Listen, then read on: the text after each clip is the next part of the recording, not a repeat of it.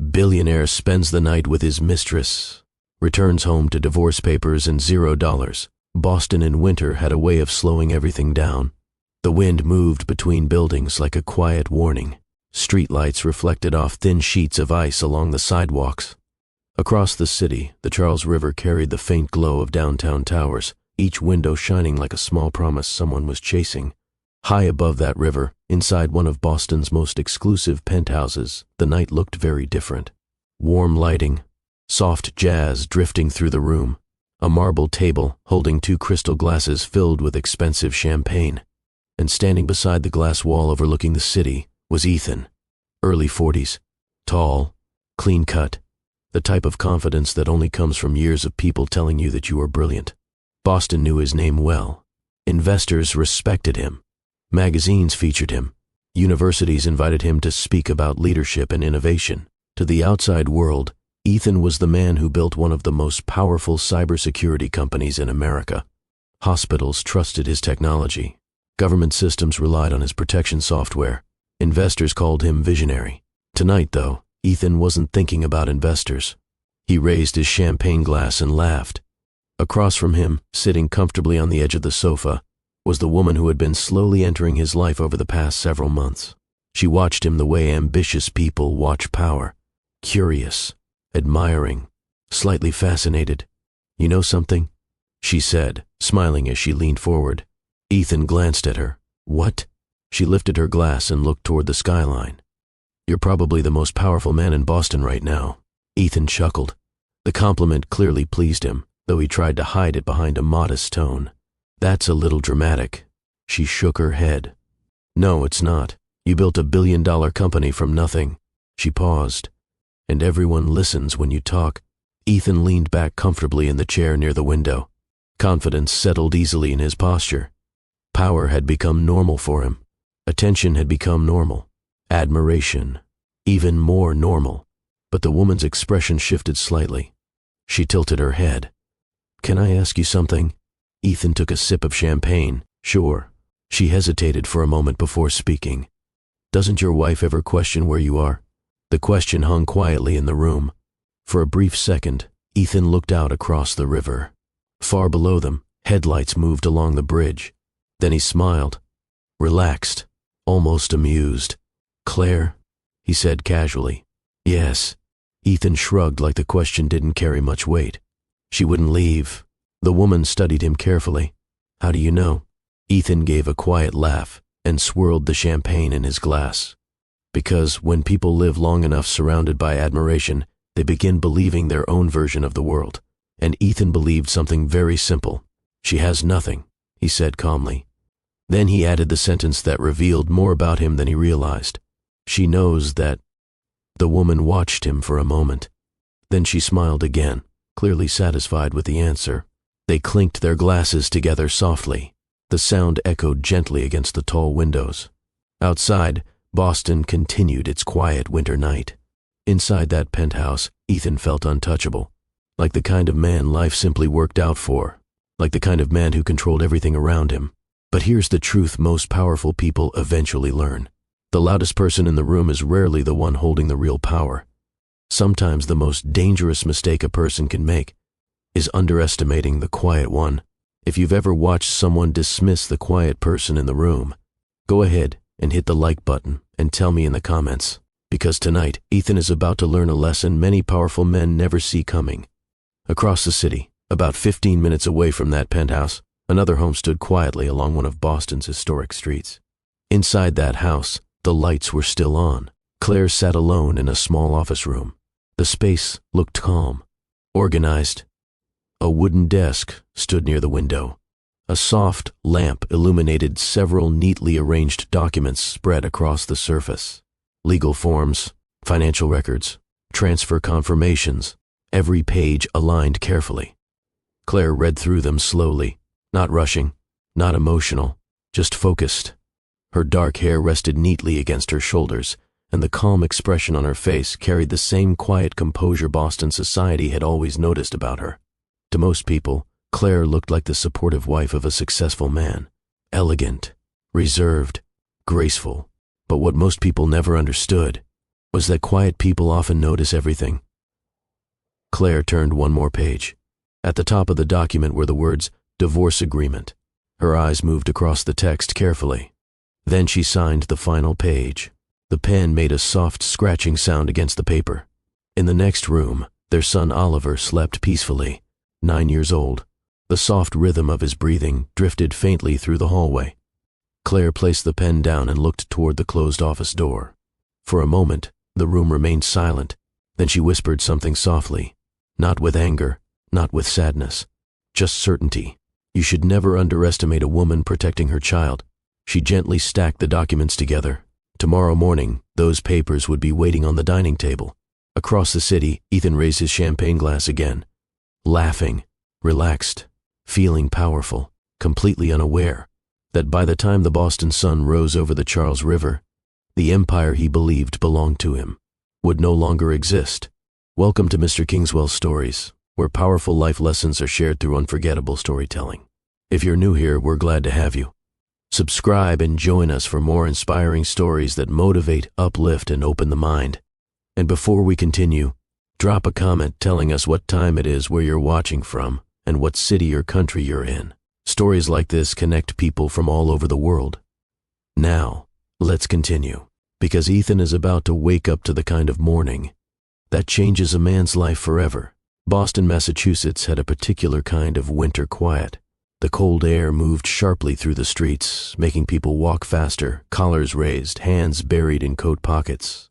Early morning trains carried commuters into the financial district, while cafes opened their doors to the steady rhythm of the city waking up.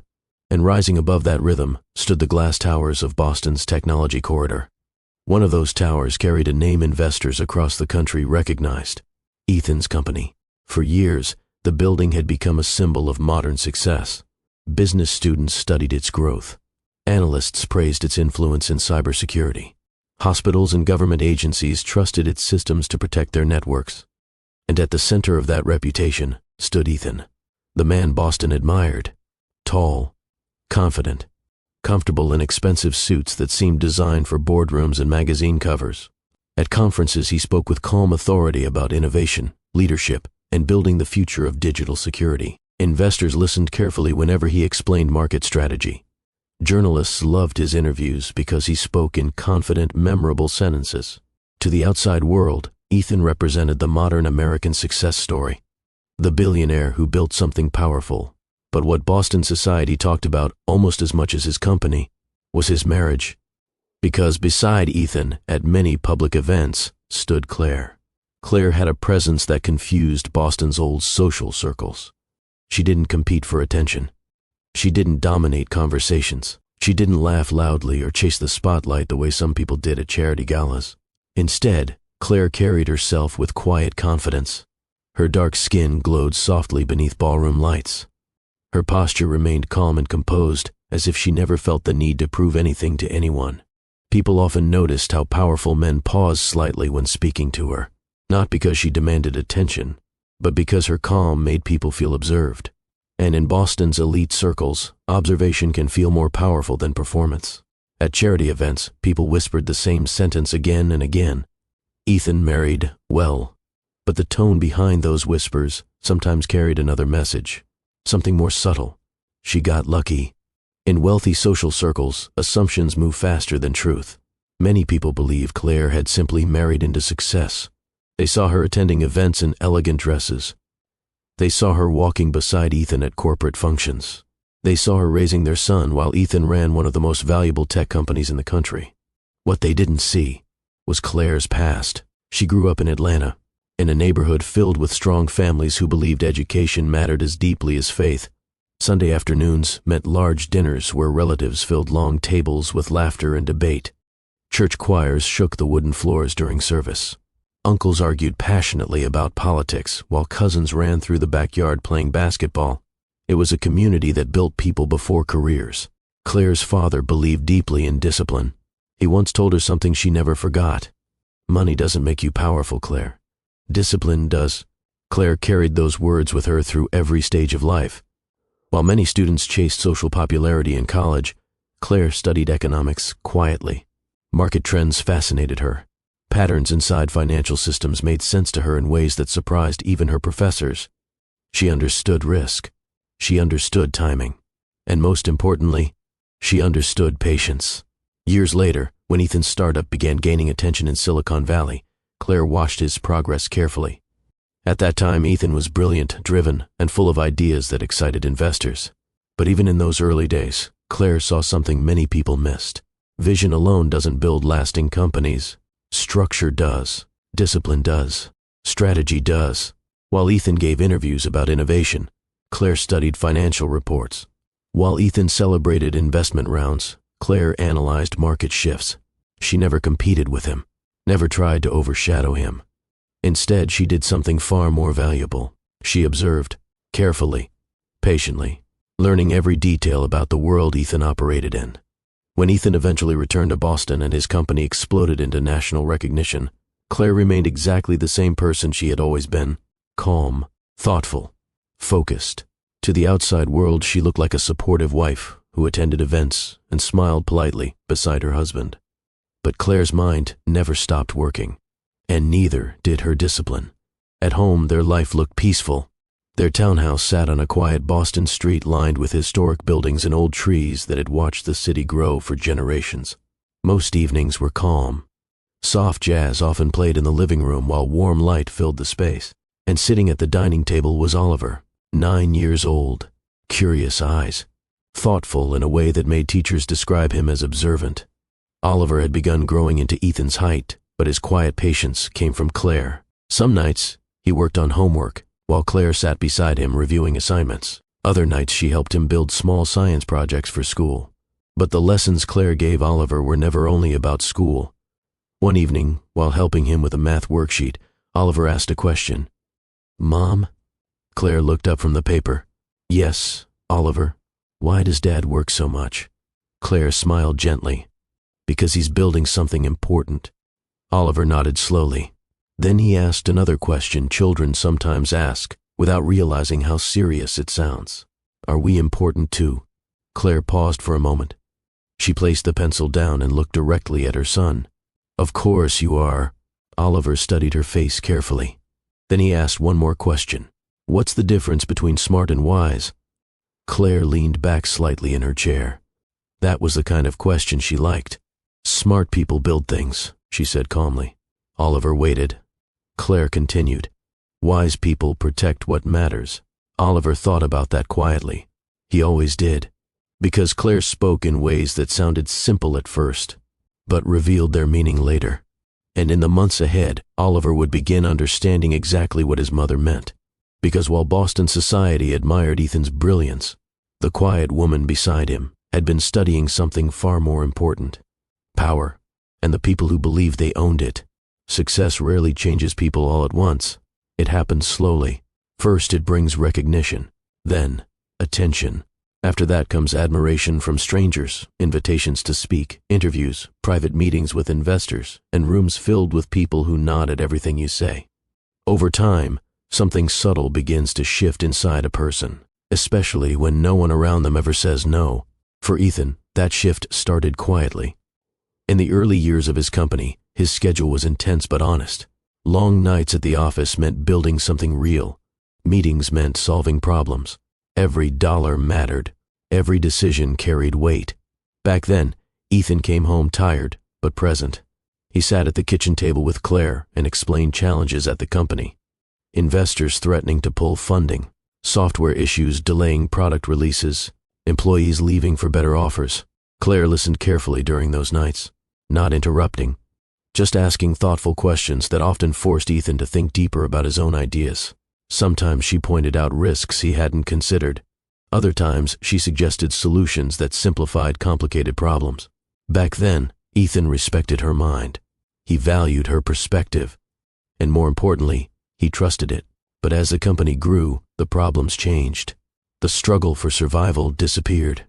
Instead came expansion. More employees, more investors, more money flowing through the business. Soon, Ethan wasn't just running a startup. He was leading one of the fastest-growing cybersecurity companies in the country. Recognition followed quickly. Business magazines called him a visionary. Universities invited him to lecture students.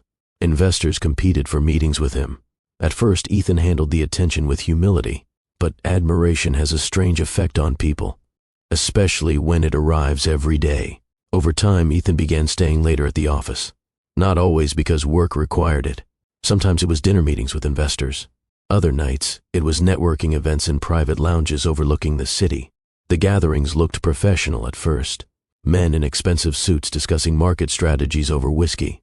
But slowly, those nights changed. The conversations became less about work, more about lifestyle. Luxury travel, exclusive parties, private clubs. At home, Claire noticed the shift long before anyone else. Not through dramatic signs, through small details. Ethan stopped asking about Oliver's school day. Dinner conversations became shorter. His phone buzzed more frequently during evenings. Sometimes he smiled while reading messages he didn't explain. Claire didn't react emotionally. She simply observed, because people reveal the truth about their lives through patterns. And Claire understood patterns. One evening, Oliver sat at the dining table, drawing a poster for a school project. Claire helped him color the borders neatly. The house was quiet. Jazz music played softly in the background. Then Oliver asked something unexpected. "Mom?" "Yes, Oliver." He kept drawing while speaking. "Why does Dad smile at his phone like that?" Claire paused for a moment. Children notice details adults often ignore. She glanced toward the living room where Ethan sat scrolling through messages. Then she returned to helping Oliver finish his drawing. "Sometimes adults smile at things they shouldn't," she said gently. Oliver frowned slightly. "But you never smile at your phone like that." Claire didn't answer immediately. Instead, she brushed a hand through his hair. And in that quiet moment, something passed through her eyes. Not anger, not sadness, understanding, because Claire already knew. She had known for weeks. Boston might be filled with powerful men, but powerful men often underestimate quiet women, especially women who pay attention. And Claire paid attention to everything. The late nights, the unexplained trips, credit card statements showing expensive restaurants Ethan never mentioned, hotel charges attached to business travel, and the brief flashes of messages that appeared on his phone screen when he wasn't paying attention. Claire never confronted him, never raised her voice, never cried. Emotion would only create chaos, and chaos solves nothing. Strategy solves everything. So instead of reacting, Claire began preparing. She reviewed financial records connected to Ethan's company, corporate spending reports, executive expense accounts, investment structures. The deeper she looked, the more she noticed something troubling. Ethan had started using company resources for personal indulgence. Luxury hotel stays, entertainment expenses, private travel disguised as corporate meetings. None of it would destroy the company immediately, but it revealed something dangerous. Ethan had begun believing the empire belonged entirely to him, and that belief made him careless. Meanwhile, the relationship Ethan believed was private continued growing. 6 months earlier, he had met a woman during a networking event. She was younger, ambitious, and she admired him openly. She laughed at his jokes, listened closely when he talked about business strategy, called him brilliant. After years of marriage where Claire challenged his thinking and questioned his assumptions, that kind of admiration felt refreshing.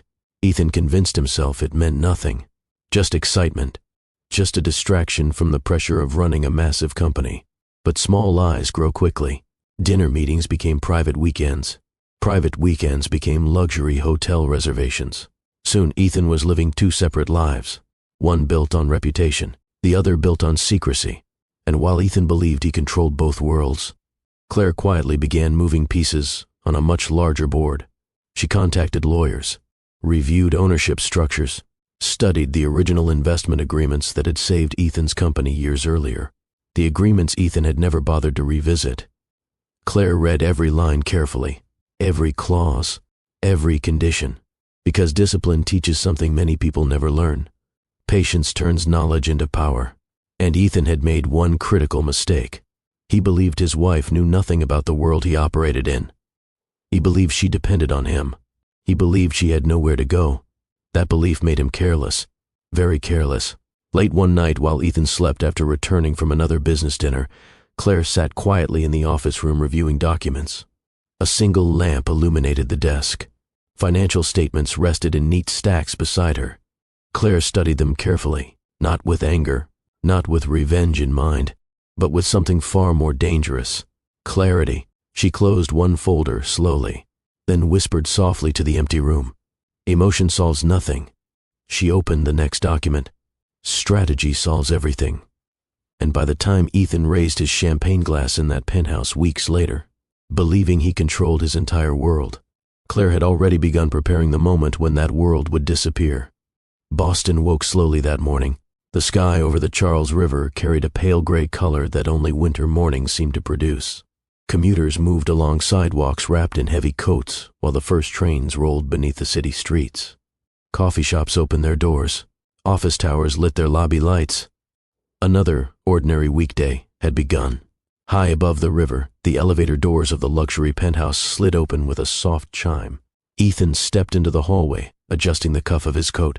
His posture carried the same relaxed confidence people had seen in business magazines and conference stages. The kind of confidence that comes from believing the world is exactly where you left it the night before. Inside the penthouse behind him, the room still held traces of the evening. 2 empty champagne glasses rested on the marble table. Soft music continued playing from the speakers. The woman Ethan had spent the night with remained asleep in the bedroom. Ethan didn't look back. He walked toward the elevator and pressed a lobby button.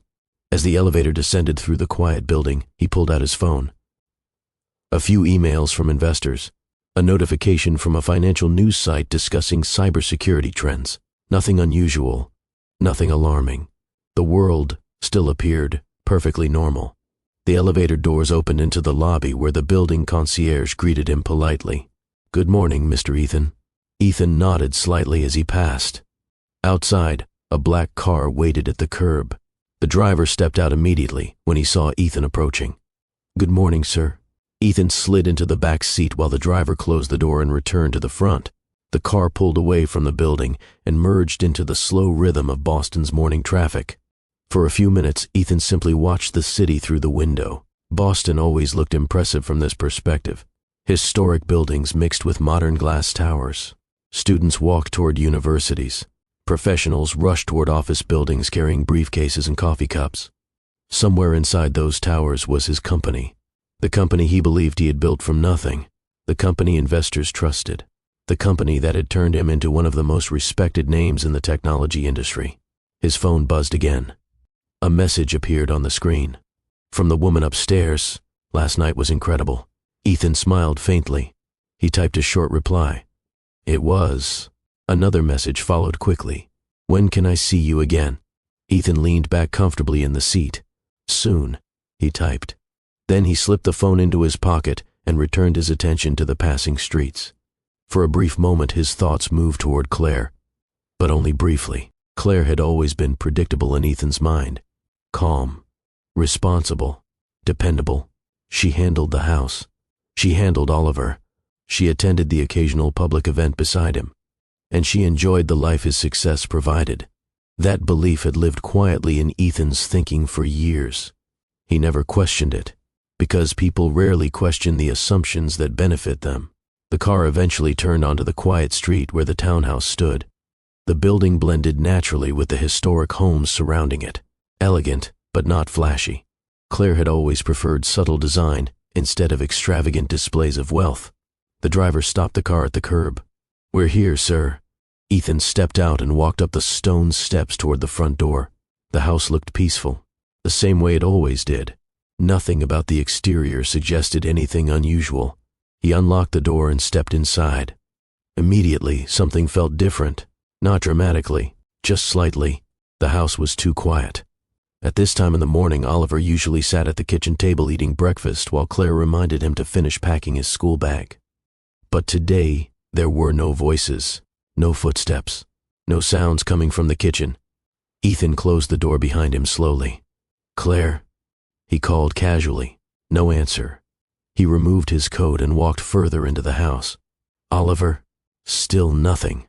The silence stretched across the hallway in a way that felt unfamiliar. Ethan walked toward the dining room, and then he stopped, because on the center of the long wooden table sat something waiting for him. A neatly organized stack of documents. perfectly aligned, almost as if someone had arranged them carefully for him to find. For a moment, Ethan simply stared at the papers. He assumed they were business documents Claire had accidentally brought home, but something about the placement felt deliberate. He stepped closer, reached toward the stack, and the moment his fingers touched the first page, Ethan saw the words printed across the top. Divorce agreement. The quiet morning inside the house suddenly felt very different. For several seconds, Ethan didn't move. The words on the page seemed out of place inside the calm dining room. Divorce agreement. Morning light filtered through the tall windows, touching the surface of the wooden table where the documents rested. The house remained silent, almost as if the walls themselves were waiting for his reaction. Ethan blinked once. Then he picked up the stack of papers. At first, he expected to see something informal, a threat, maybe an emotional reaction Claire had written during the night. But the moment he flipped through the first few pages, he realized this was not an emotional decision. The documents were professionally prepared. Every page carried legal formatting, signatures, witness verification, court filing references. This was not anger. This was preparation. Claire's signature appeared clearly at the bottom of the final page. Neat, steady, certain. Ethan felt a small tightening in his chest. Not panic yet, just confusion. He placed the divorce document back on the table and continued flipping through the rest of the stack. Behind it were additional files, financial reports, bank statements, legal notices. Ethan frowned slightly as he scanned the pages. Some of the account numbers looked familiar. Personal accounts, joint accounts, corporate-linked accounts. Something about the arrangement of the documents felt deliberate, like pieces placed in a particular order. He pulled out his phone immediately. Opening his banking application, the screen loaded normally, then displayed his account balance, $0. Ethan frowned. That wasn't possible. He refreshed the screen. The number remained the same, 0. He checked another account, 0. A third account, 0. For a brief moment, Ethan thought it must be some kind of technical problem with the banking app. He walked quickly into the living room and grabbed his laptop from the coffee table, opening it with sudden urgency. His fingers moved quickly across the keyboard as he logged into the banking system through the official website. The login screen accepted his credentials. The dashboard loaded. Then the balances appeared again. Every account empty. Ethan stared at the screen. A strange feeling began spreading slowly through his stomach. Not fear, not yet. Just something deeply uncomfortable. He opened the transaction history. The explanation appeared immediately. Authorized asset transfers, multiple transfers, several accounts, different financial institutions, all completed legally, all completed within the past 24 hours. Ethan sat back slowly. His mind moved through possible explanations. Maybe Claire had moved funds temporarily. Maybe something related to taxes. Maybe an investment adjustment. But the timing felt wrong, and the presence of the divorce papers sitting on the dining table made the situation impossible to ignore. He grabbed his phone again, opening the internal company system, the platform he had used thousands of times over the years. The login page appeared. He entered his credentials. The system processed the request. Then a message appeared on the screen. Access denied. Ethan frowned. He typed the password again. Carefully, the same message appeared. Access denied. That made no sense. He refreshed the page. Tried once more. Access denied. A cold feeling began spreading slowly through his chest. Ethan grabbed the phone and dialed the company's internal support number. The call connected after 2 rings. But instead of a technician answering, an automated message began speaking. User access has been suspended. Please contact administration for further assistance. Suspended? Ethan ended the call immediately. His movements were becoming faster now, more urgent. He dialed the number for the company's legal department. The phone rang several times. No answer. He called his executive assistant.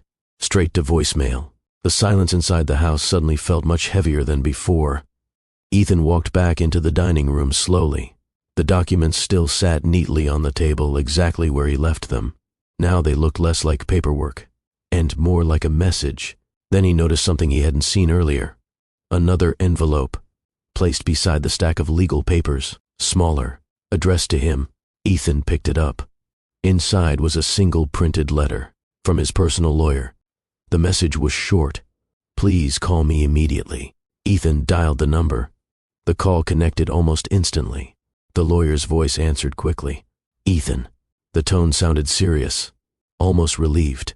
"Good. I was hoping you'd call."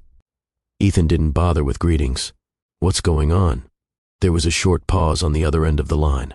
The kind of pause people make when deciding how to deliver bad news. "Ethan," the lawyer said carefully, "I need you to stay calm while we talk about this." Ethan's patience was disappearing. "Just tell me."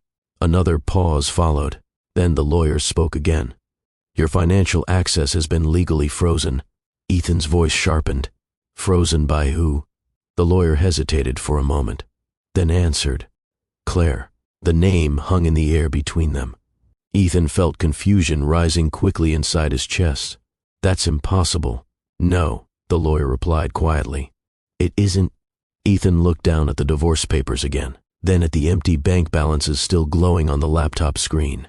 The calm certainty he had carried only an hour earlier was beginning to crack. "Explain this to me," Ethan said. His voice now carried something new. Not confidence, not control, just rising tension. And on the other end of the phone, the lawyer took a slow breath, because the explanation Ethan was about to hear would change everything he believed about his life. Ethan remained standing beside the dining table, the phone pressed tightly against his ear. The lawyer's last sentence still echoed in his mind. "Your financial access has been legally frozen." For several seconds, neither of them spoke. Outside the townhouse windows, Boston continued moving through its ordinary morning routine. Cars passed along the quiet street. A dog barked somewhere down the block.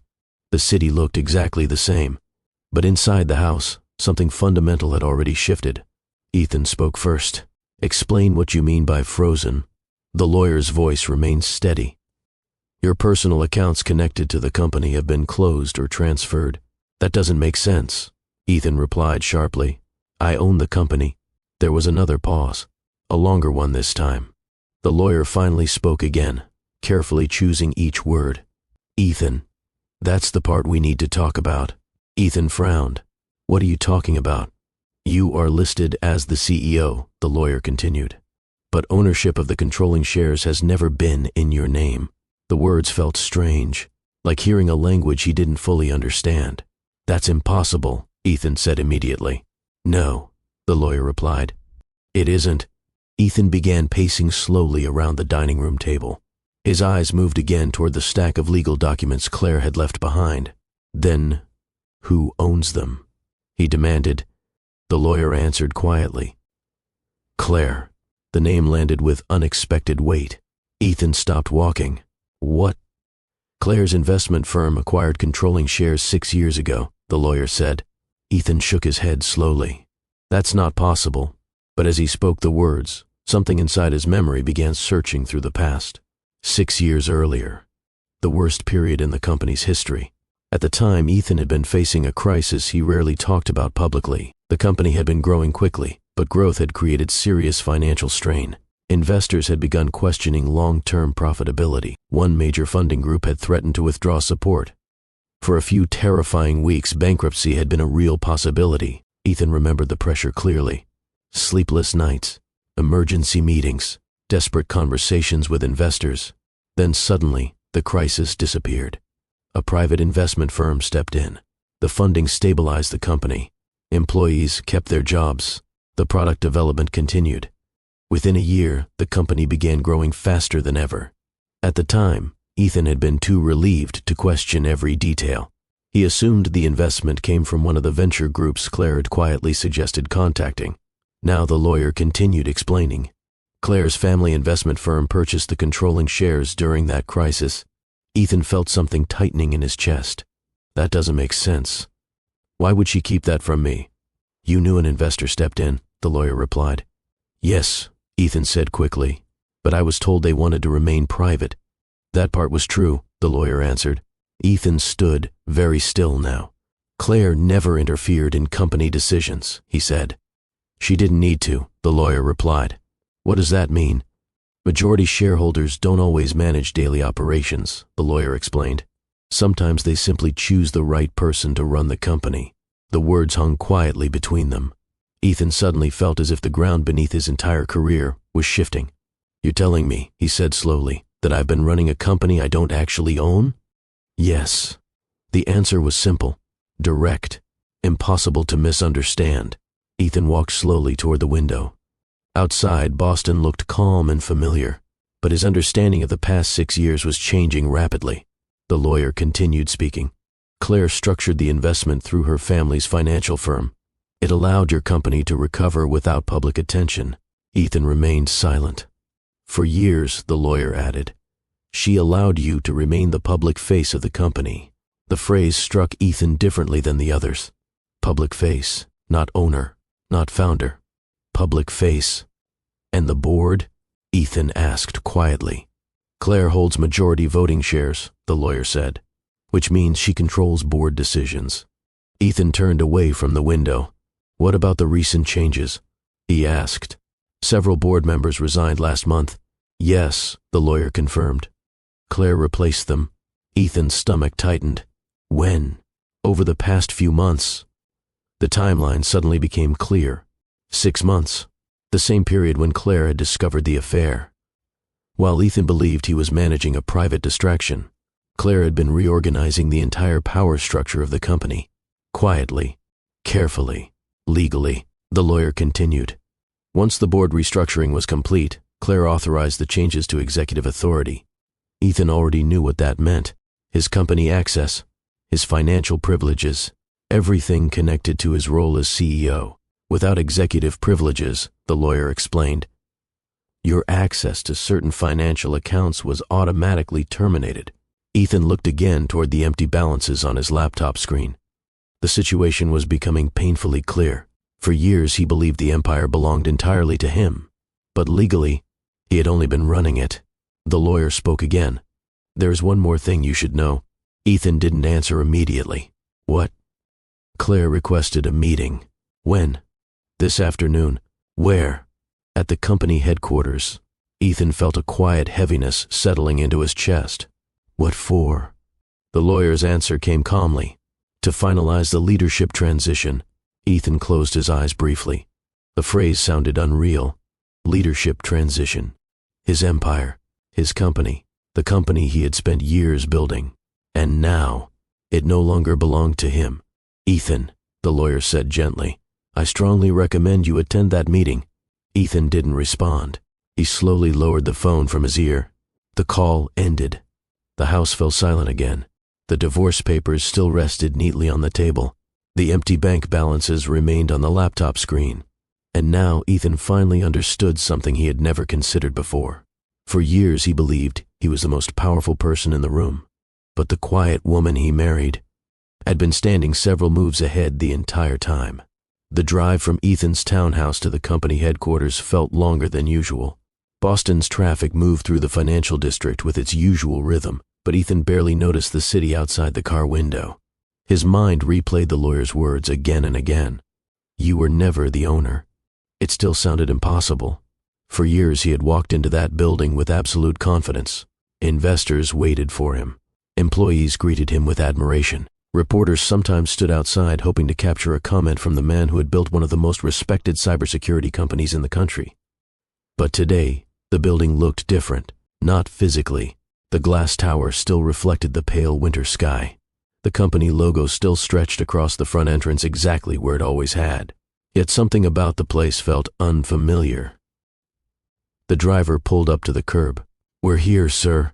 Ethan stepped out slowly. For a moment he simply stood on the sidewalk, looking up at the building. The same building he had entered thousands of times. The same building he believed he owned. Then he walked through the revolving doors. The lobby looked exactly the same. Bright lighting, polished marble floors, a reception desk where visitors signed in before entering the elevator bank. But when the receptionist looked up and saw Ethan approaching, her reaction was different from what he expected. Normally she greeted him with enthusiasm. Today, she hesitated, only for a moment. Then she forced a polite smile. "Good afternoon." No excitement, no warmth, just formality. Ethan noticed it immediately. He nodded briefly and walked toward the elevators. 2 security staff members stood near the wall as usual. They also acknowledged him, but their tone felt careful. Respectful, yet distant, as if they weren't sure what position he held anymore. The elevator doors opened. Ethan stepped inside alone. The doors closed quietly. As the elevator climbed through the building, Ethan felt an uncomfortable tension settling in his chest. The executive floor had always been his territory, the place where every major decision about the company happened. Board meetings, investor negotiations, strategic planning. For years, Ethan had walked through those halls with the certainty of someone completely in control. But today felt different, because somewhere above him, Claire was waiting. The elevator reached the executive level with a soft chime. The doors opened. The hallway looked calm. Glass walls lined both sides of the corridor, revealing teams of analysts working behind computer screens. Normally, employees greeted Ethan when he walked past. Today, something else happened. Conversations stopped. Several people glanced toward him, then quickly returned their attention to their screens, not disrespectfully, but cautiously, as if everyone already knew something he was still trying to understand. Ethan walked down the hallway toward the boardroom at the far end. Each step felt heavier than the last. The large glass door stood partially open. Inside, several familiar faces sat around the long conference table. Board members, senior executives, legal advisors. But the seat at the head of the table held someone Ethan had never seen sitting there before. Claire. She wore a dark suit.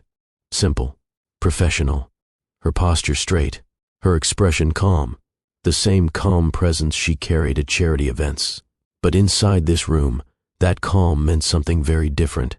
Because here, she wasn't standing beside the company. She was leading it. Ethan stopped at the doorway. Every person in the room turned toward him. No one spoke. Claire looked up from the documents in front of her. Their eyes met. There was no anger in her expression, no dramatic emotion, only clarity. "Hello, Ethan," she said calmly. Her voice was soft, but in the silent room, everyone heard it clearly. Ethan stepped inside slowly. The door closed behind him, and for the first time since founding the company, Ethan walked into the boardroom without knowing whether he still belonged there. The boardroom remained completely silent after Ethan stepped inside. For years, this room had been the center of his authority. Every major decision about the company had passed through this table. Investors once waited for his approval. Executives built strategies around his direction. But today, the atmosphere inside the room carried a different weight. Ethan walked toward the table slowly. Every face watching him belonged to someone who had once answered directly to him. Now none of them spoke. Claire remained seated at the head of the table. Her posture was calm. Her hands rested neatly on a thin folder of documents placed in front of her. She did not rush to speak.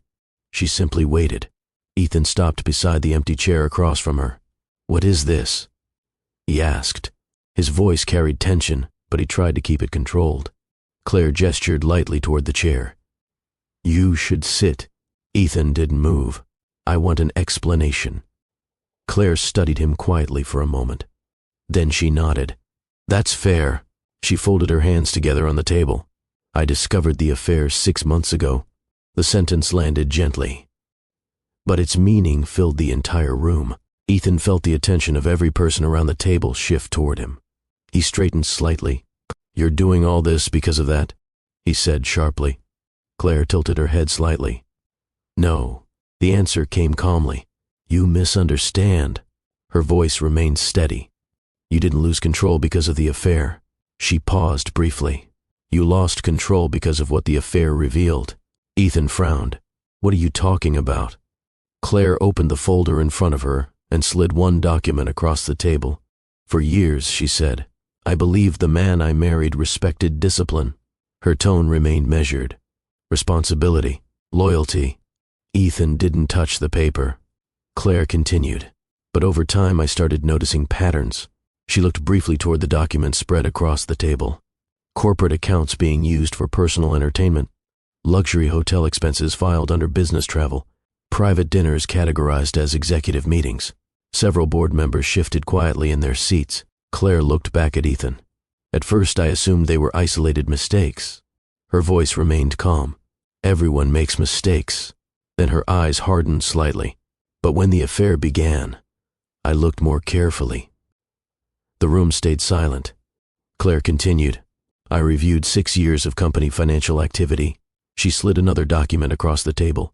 Expense reports, executive authorizations, asset allocations. Ethan finally picked up the paper.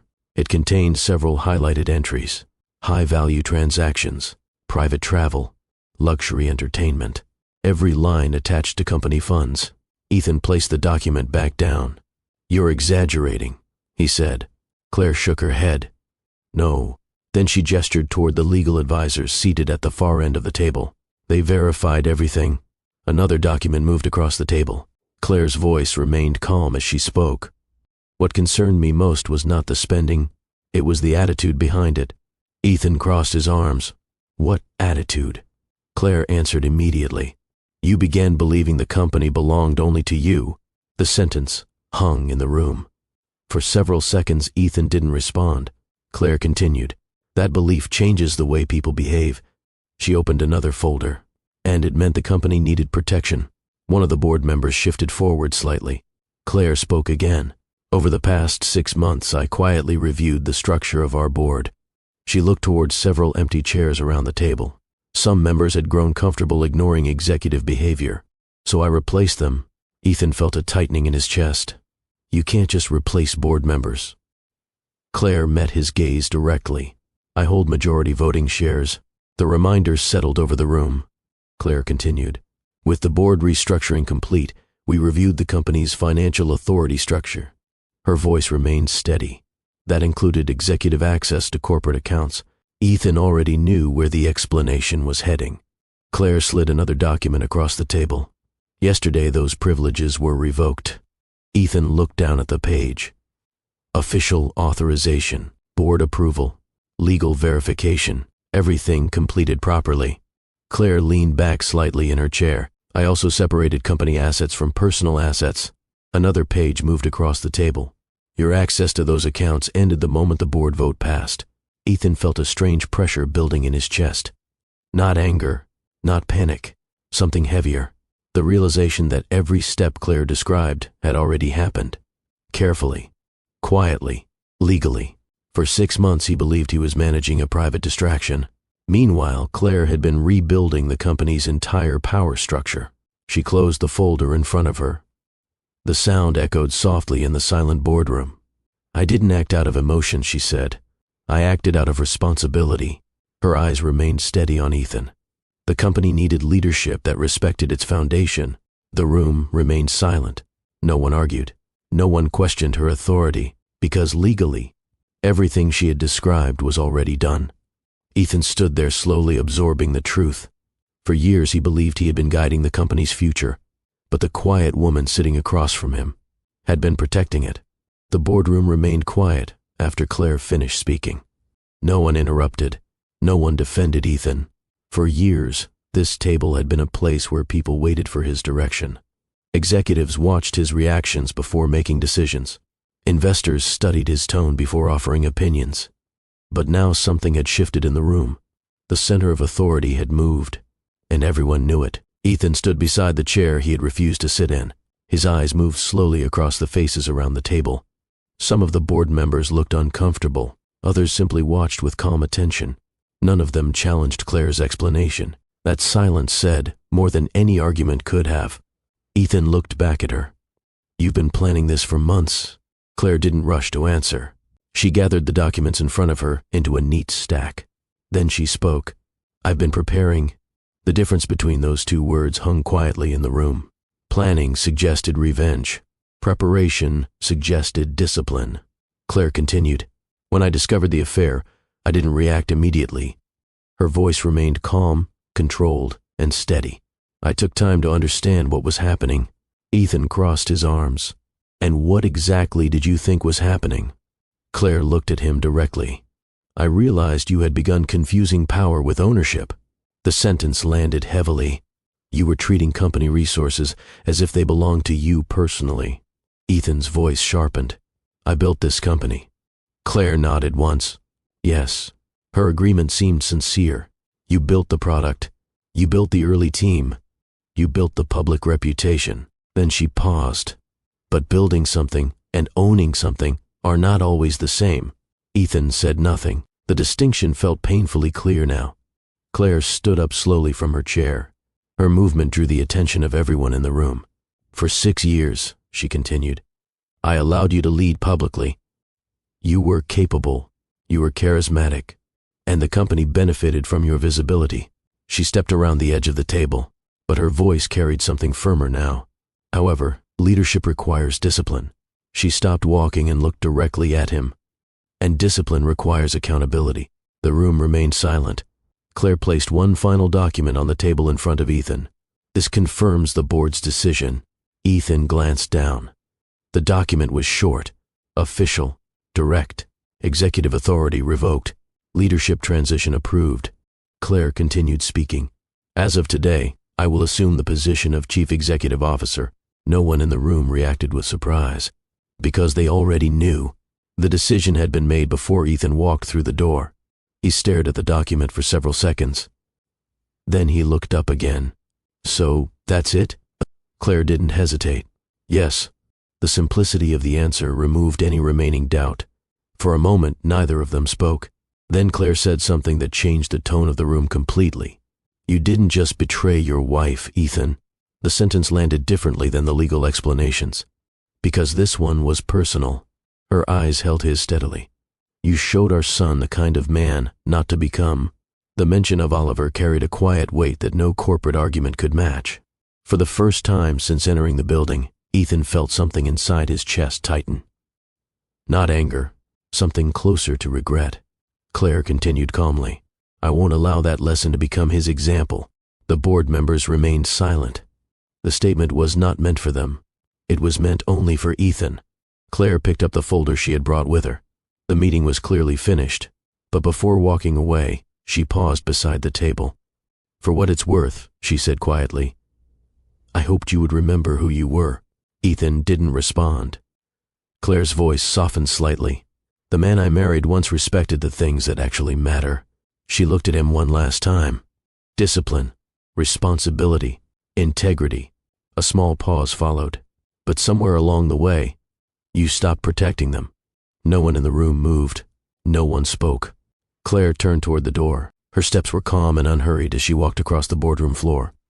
When she reached the doorway, she stopped briefly, not turning around, just long enough to add one final sentence. Take care of yourself, Ethan. Then she opened the door and walked out. The door closed quietly behind her. Inside the boardroom, the silence returned. But this silence felt different, heavier, final. The board members slowly gathered their documents. One by one, they began leaving the room. None of them said anything to Ethan as they passed. Within minutes, the boardroom was empty. Ethan stood alone beside the long conference table. For years, he had believed he was the most powerful person in this building, the visionary leader, the man who built the empire. But now the truth had settled into place. The quiet woman he believed needed him had been protecting the empire the entire time. And the moment he stopped protecting what mattered, she took it back. The boardroom door closed behind the final board member. Ethan remained standing beside the long conference table for several seconds after everyone left. The room felt strangely larger without people in it. For years, this space had carried the energy of decisions that shaped the company's future. Investors once filled the chairs around this table. Executives waited for Ethan's direction before making major moves. Now the room felt quiet. Not peaceful, just empty. Ethan finally turned toward the door and walked out. The hallway outside the boardroom looked exactly the same as it had earlier that afternoon. Glass offices. Employees seated behind computer screens, phones ringing softly in the distance. Yet the atmosphere had shifted in a way that was impossible to ignore. Several employees glanced up as Ethan stepped into the corridor. Their expressions changed quickly when they realized who he was. Not hostility. Not disrespect, something more complicated. Caution. Word had clearly spread throughout the building. People understood that something major had happened. And for the first time since founding the company, Ethan walked through the executive floor without authority attached to his presence. No one stopped him. No one asked questions. But no one greeted him either. He moved slowly down the hallway toward the elevators. Each step felt heavier than the last. The elevator doors opened with their usual quiet sound. Ethan stepped inside. The mirrored walls reflected his expression back at him. For a moment, he barely recognized the man staring back. The elevator descended through the building floor by floor. With every passing level, Ethan felt something else disappearing. Not the company. That was already gone. Something deeper. Identity. For years his name had been connected to the company's reputation. Articles described him as the visionary founder. Business networks invited him to speak about leadership. Now that identity had changed in a single afternoon. The elevator doors opened into the lobby. The large space looked exactly as it had earlier that day. Polished floors, reception desk, visitors entering and leaving through the revolving doors. But once again the reactions around him were different. Several employees near the front desk noticed him walking toward the exit. Their conversation stopped. They watched quietly as he passed. Ethan didn't slow down. He pushed through the revolving doors and stepped onto the sidewalk outside. Cold winter air moved sharply through the street. For a moment he simply stood there, looking up at the glass tower rising above him. For years that building had represented his achievement, the physical symbol of everything he believed he had built. Now he understood something uncomfortable. He had been leading it, but he had never truly owned it. A notification buzzed from his phone. Then another, then several more. Ethan pulled the phone from his pocket and looked at the screen. News alerts, financial media updates, business channels reporting major corporate developments. He opened the first article. The headline appeared immediately. Cybersecurity company announces leadership transition. Ethan read quickly. The article described Claire as the company's majority shareholder, who had quietly held controlling ownership through a private investment firm. It praised her strategic leadership and described the transition as a carefully managed change designed to strengthen the company's long-term stability. The article mentioned Ethan only briefly. Former CEO Ethan has stepped down following a board decision earlier today. That was it. Years of work summarized in a single sentence. Another notification appeared. Ethan opened it. A financial network interview. Claire standing outside the company headquarters, speaking calmly to reporters. Her voice carried the same composed tone she had used inside the boardroom. Our priority is maintaining stability and continuing the innovation that built this company. The reporters praised her leadership. They described her as disciplined, prepared, visionary. Ethan stared at the screen. For years the media had described him that way. Now those words belonged to someone else, and the city that once celebrated him had already moved its attention. Boston hadn't changed. The building still stood behind him. Employees were still working inside. But Ethan now stood on the outside looking in, and for the first time since founding the company, he realized his reputation had changed overnight. Ethan remained standing outside the company building for several minutes after reading the news articles. The cold Boston wind moved through the street, brushing against his coat while traffic passed steadily along the avenue. People walked by without paying attention, their focus fixed on their own routines. But for Ethan, the day had already shifted into something unfamiliar. He lowered the phone slowly. For the first time since leaving the boardroom, a thought entered his mind that had nothing to do with Claire, the company, or the board, the woman from the penthouse. Until that moment, he had almost forgotten about her. Last night she had been laughing across a marble table, raising champagne glasses, speaking about his success as if it were permanent. The memory felt strange now, almost distant. Ethan unlocked his phone and opened his messages. Her name appeared near the top of the screen. The last conversation from earlier that morning was still visible. Last night was incredible. When can I see you again? Ethan hesitated for a moment before typing. We should talk. He watched the message deliver. A few seconds passed. Then a reply appeared. I saw the news. Ethan frowned slightly. The message continued. Is everything okay? For a moment, Ethan considered what to say. Then he typed the simplest explanation he could think of. Just a business situation. The reply came quickly. They're saying Claire is running the company now. Ethan didn't answer immediately. Instead, he stared at the phone screen, trying to decide how much to say. Another message appeared before he responded. Are you still CEO? Ethan typed slowly. No. Several seconds passed. Then another message appeared. What does that mean? Ethan leaned against the cold metal railing beside the sidewalk. He could feel the weight of the building behind him, rising dozens of floors into the sky. For years it had been his foundation. Now he wasn't sure how to explain what had happened. It means things are changing. The message delivered.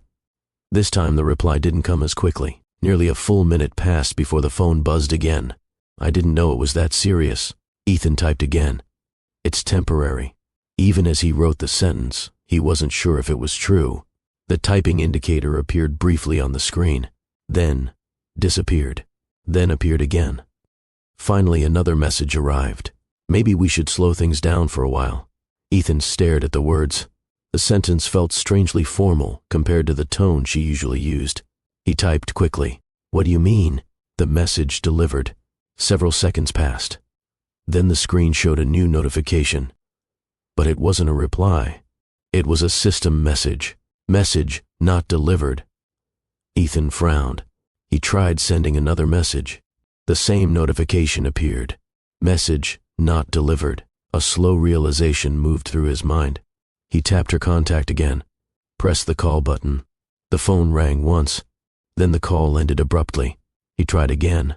This time, the call didn't even ring. A single message appeared on the screen. Call failed. Ethan lowered the phone slowly. The meaning was obvious. Blocked. For a moment he simply stood there in the cold air, staring at the dark screen. The silence around him felt heavier than before. Because the truth was now clear. The admiration she had shown him had never really been about him. It had been about proximity, the expensive restaurants, the penthouse view, the lifestyle attached to the man everyone believed controlled a billion-dollar company. But the moment that image disappeared, so did she. Ethan exhaled slowly. A short laugh escaped him before he could stop it. Not amusement, more like disbelief. He slipped the phone back into his pocket and stepped away from the building. For the first time all day, he had nowhere to go. No meeting waiting, no board expecting answers, no assistant managing his schedule. Just the quiet Boston afternoon stretching ahead of him. Eventually, Ethan returned to the townhouse. The house felt even quieter than it had earlier that morning. He walked through the living room slowly. The furniture looked exactly the same. The artwork still hung on the walls. The piano Claire sometimes played in the evenings remained beside the window, but the atmosphere inside the house had changed. Ownership has a way of shaping how spaces feel. And now Ethan knew this house no longer belonged to him. His phone buzzed again. Another news notification. He opened it. A business channel replayed Claire's short statement outside the company building. Her voice sounded calm, measured. We're focused on stability and long-term growth. Reporters praised her leadership. Analysts described the transition as one of the most impressive corporate shifts in recent years. Ethan watched the clip without moving. The media wasn't treating the situation like a scandal. There was no chaos, no controversy, just admiration for Claire's discipline. He placed the phone down on the coffee table, and for the first time since that morning, the full weight of the day began settling inside his chest. Because the company was gone, the reputation was changing, and now the last person who pretended to admire him had disappeared the moment the power did. The house felt unusually still that evening, not empty in the physical sense. The furniture remained exactly where it had always been. The artwork still hung neatly on the walls. The soft gray couch sat across from the coffee table where Ethan had placed his phone earlier that afternoon. But the energy inside the house had changed. For years, this place had carried the quiet rhythm of family life. Claire's calm voice moving through the rooms while helping Oliver with homework. Soft music drifting from the living room speakers. The small sounds of everyday life that people often stop noticing until they disappear. Now the silence felt heavier. Ethan sat alone on the couch staring at the dark television screen. He hadn't turned on the lights yet. The last glow of the winter evening filtered through the windows, stretching long shadows across the living room floor. His mind moved slowly through the events of the day. The boardroom. Claire sitting at the head of the table. The quiet authority in her voice. The way the board members accepted every word she said without hesitation. He had walked into that building expecting answers. Instead, he walked out without a company, without control, without the reputation he had spent years building. Ethan leaned back against the couch and closed his eyes briefly. For the first time in years, there were no meetings scheduled for tomorrow. No investors waiting for updates. No conference calls. Just an empty calendar. The realization felt strange. Then his eyes drifted toward the hallway leading to Oliver's room. The door stood slightly open. Ethan hadn't stepped inside that room all day. Claire had taken Oliver with her earlier. The house felt even quieter knowing the boy wasn't there. After a moment, Ethan stood up and walked slowly down the hallway. Oliver's room looked exactly the same as it had the night before. The small desk near the window. The bookshelf filled with school textbooks and science kits. A basketball resting against the wall. Ethan stepped inside. He moved slowly through the room, noticing details he usually passed without thinking. Pencils scattered across the desk. A half-finished drawing taped to the side of the bookshelf. School papers stacked neatly beside Oliver's laptop. Then Ethan noticed something else, a large sheet of paper pinned to the wall above the desk. He walked closer. It was a drawing Oliver had made several months earlier. A simple picture created with colored pencils. 3 figures standing together. One taller figure on the left, another on the right, and a smaller one between them. Ethan studied the drawing carefully. The figures were labeled in Oliver's uneven handwriting. Dad, Mom, me. Above the 3 figures, Oliver had drawn a tall glass building, and above the building he had written something in large letters. My family builds things. Ethan stared at the words for a long moment. A strange feeling moved through his chest. Not anger, not embarrassment, something heavier.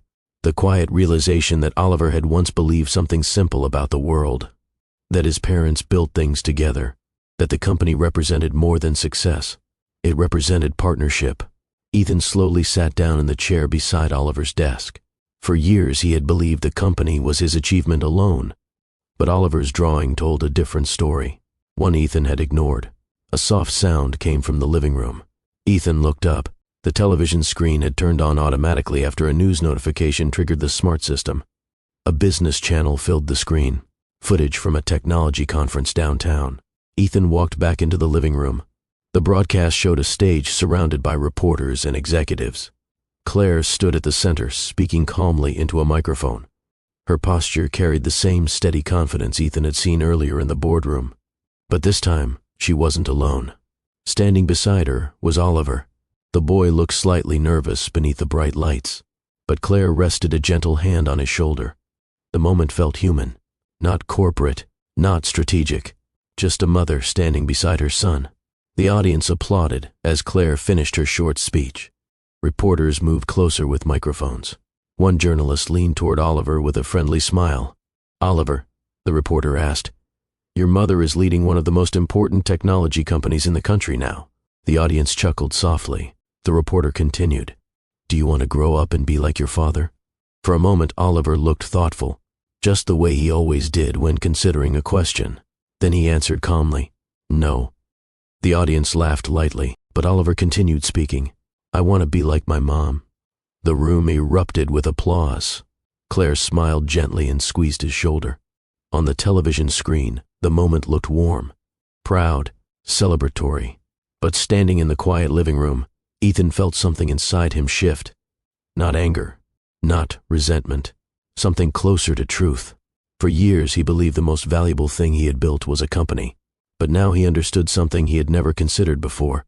The most important thing he had risked losing was the respect of the one person watching everything he did, his son. Ethan looked back toward Oliver's room down the hallway, then back at the television screen. Claire and Oliver stood together while the audience continued applauding. And for the first time that day, Ethan truly understood what had disappeared.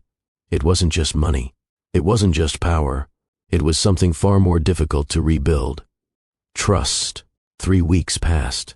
Boston moved forward the way cities always do. News cycles changed. Financial analysts moved on to the next corporate story. Investors discussed new companies and new opportunities. The leadership transition that once dominated business headlines slowly faded from public conversation. But for Ethan, life had changed permanently. He now lived in a small apartment across the river in Cambridge. The building wasn't luxurious. No private elevator. No driver waiting outside. Just a modest apartment overlooking the slow movement of the Charles River. At night, the reflection of streetlights danced softly across the water. The quiet was different from the silence in the townhouse. Here, the quiet felt honest. No expectations. No schedule packed with meetings. Just time. For the first few days after leaving the company, Ethan struggled with that silence. His entire adult life had been structured around momentum. Conference calls, investor meetings, board discussions. Suddenly all of that disappeared. The first week felt disorienting. The second week forced reflection. Ethan spent long hours sitting near the window watching the river move slowly through the city. And during those quiet hours, memories returned. Not the glamorous moments people associate with success. The earlier ones. The small kitchen table where he and Claire once sat reviewing financial projections late at night. Back when the company barely existed. Back when every dollar mattered. Back when Claire studied spreadsheets with him long after midnight while Oliver slept in the next room. Ethan remembered how she used to question his assumptions. Not to challenge him, but to strengthen his thinking. She often noticed financial risks he had ignored. She pointed out market patterns he hadn't studied carefully enough. At the time, Ethan respected her insight. He even relied on it. But as the company grew, something subtle changed. Success brought attention. Attention brought admiration. Eventually, admiration turned into something dangerous. Comfort. Ethan slowly began believing the story people told about him. That he alone had built the empire. That he alone understood the company's future. And somewhere inside that belief, Claire's role slowly faded from his thinking. Not because she became less important, but because success had made him careless. Now, sitting alone beside the window in a modest apartment, Ethan finally saw the truth clearly. Claire hadn't simply supported the company. She had helped build its foundation. Her financial discipline had stabilized the early structure. Her investment had saved it during the worst crisis. Her patience had protected it for years. And when Ethan began treating the company like personal property, Claire had stepped in to protect what mattered. The realization was painful, not because she took the company, but because Ethan finally understood something he should have recognized long ago. He had mistaken visibility for ownership. The world had seen him standing on stage, but Claire had been protecting the foundation behind that stage the entire time. Ethan leaned back in his chair and looked out toward the river again. The winter air moved gently across the water. For the first time in years, his thoughts were not focused on business growth. They were focused on responsibility, not the responsibility of running a company, but the responsibility of becoming someone his son could respect again. Because losing money is difficult. Losing reputation is painful, but losing the respect of your child is something far heavier.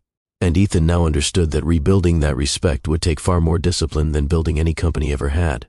A few days after Ethan settled into the Cambridge apartment, a short message appeared on his phone.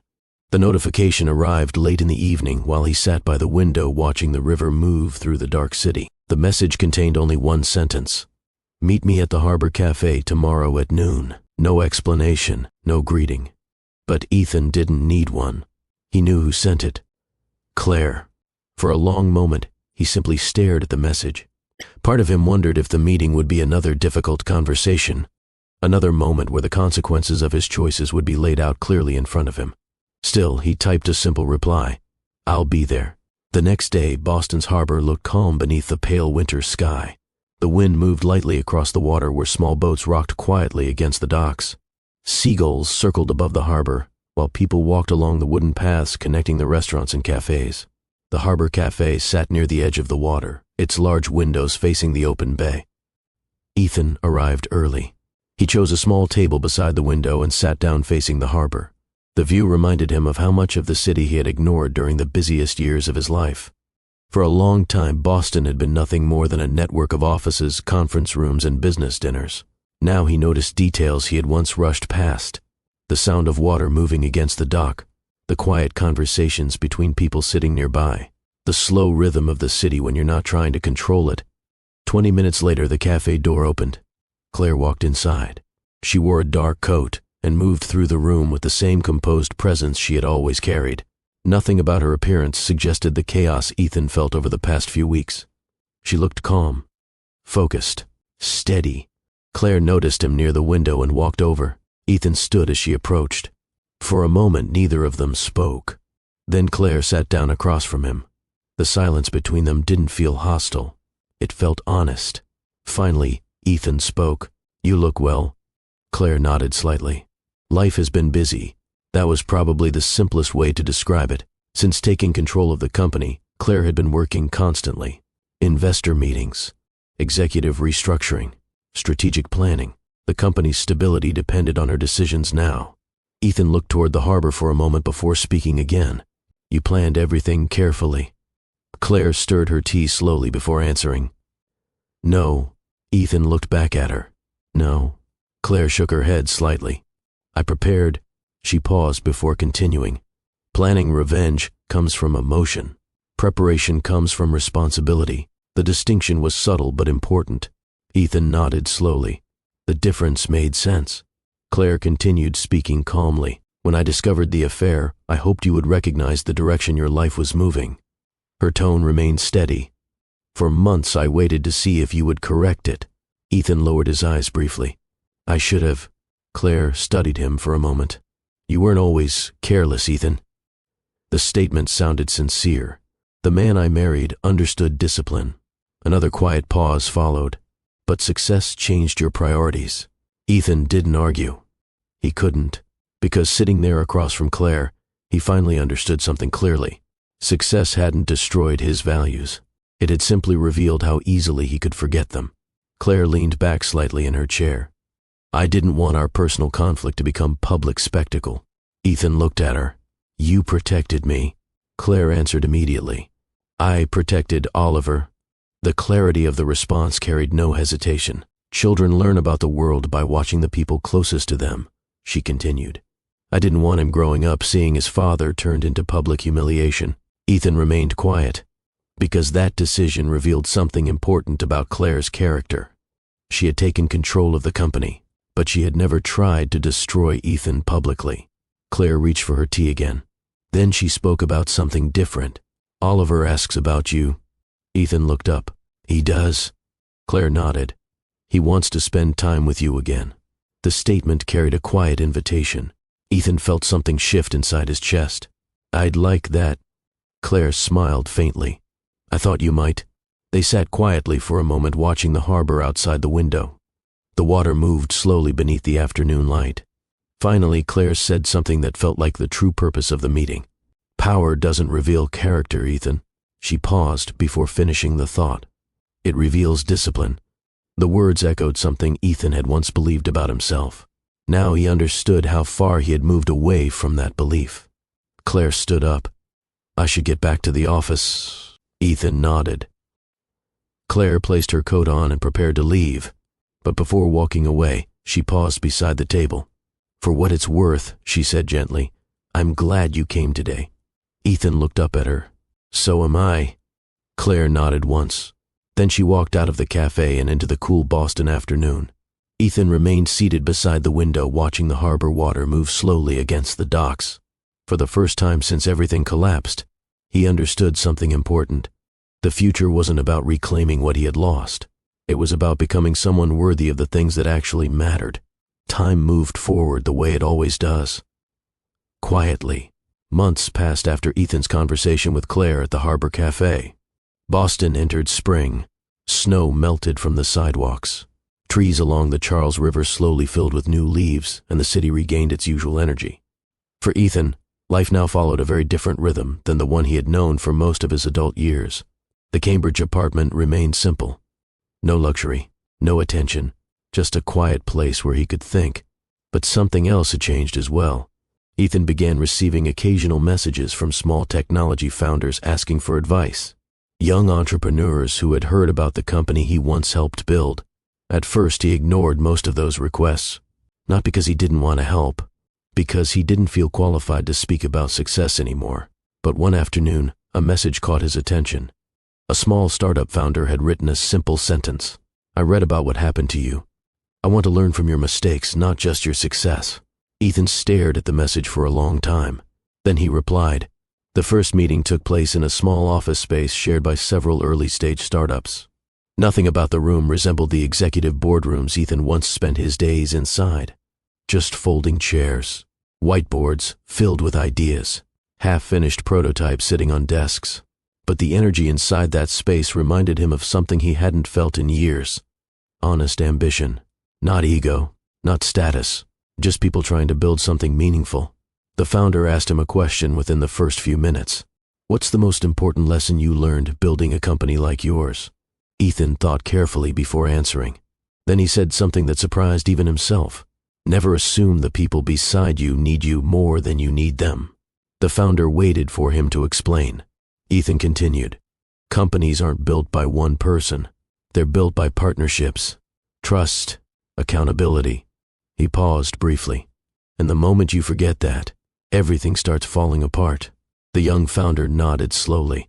For the first time since losing the company, Ethan felt something close to purpose again, not the loud recognition that once surrounded him.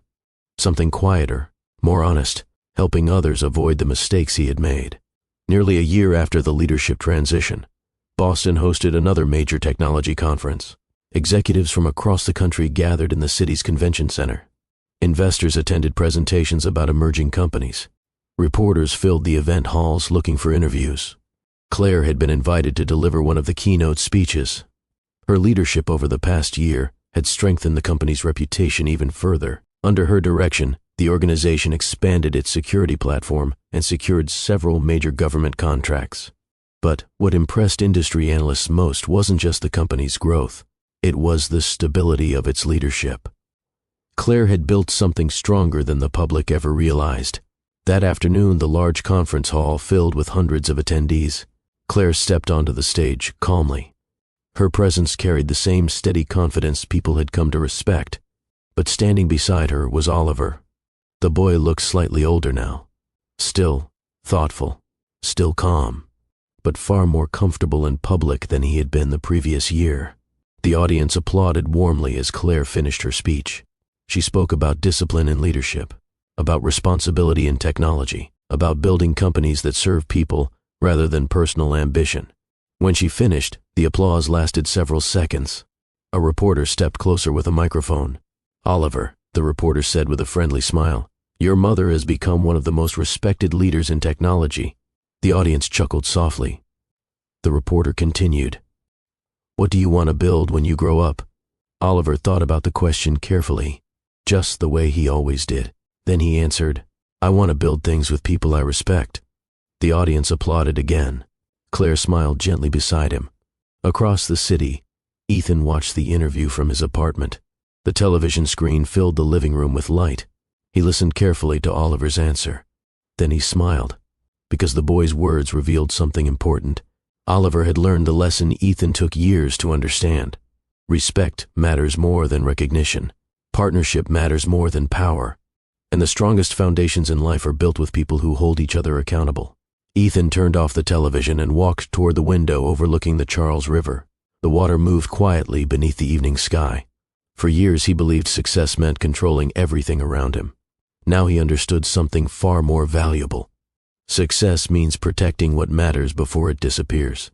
And sometimes, the greatest legacy a person leaves behind is the lesson they learn after losing everything. If this story meant something to you, share it with someone who might need the reminder. Because sometimes the quiet people beside us are the ones protecting the foundations of our lives. And the greatest mistake anyone can make is realizing their value only after they're gone. Thank you for spending time with Mr. Kingswell Stories. And if you enjoy powerful stories about life, choices, and second chances, subscribe and join us for the next story.